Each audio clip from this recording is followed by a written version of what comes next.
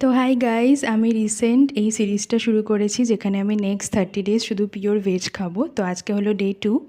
সকালে আমি গরম চা অ্যাজ ইউজুয়াল লিকার চা দিয়ে শুরু করলাম দিনটা। আর তারপর হলো এই ঝাল সুজিটা খেলাম। আমার ঝাল সুজি খেতে খুব ভাল লাগে। তোমাদের বলো, তোমাদের মিষ্টি ভাল লাগে না ঝাল সুজি?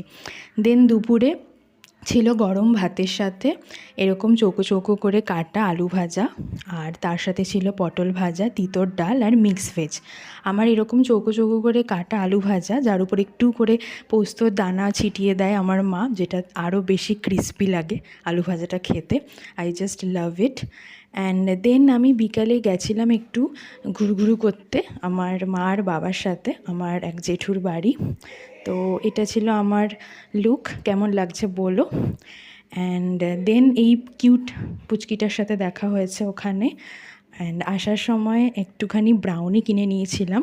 এটা এগলেস ব্রাউনি ছিল, তো কোনো অসুবিধা হয়নি তার জন্য। অ্যান্ড দেন লাস্টলি রাতে ছিল হচ্ছে আলু পোস্ত আর দুপুরের খাওয়া মিক্স ভেজটা, আর তার সাথে গরম ভাত।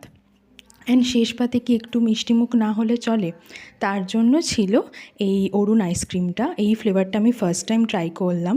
তো তোমরা বলো তোমরা খেয়েছো নাকি? এটা চকলেট অ্যান্ড ব্ল্যাক কারেন্টের ছিল। Yeah that's it, by.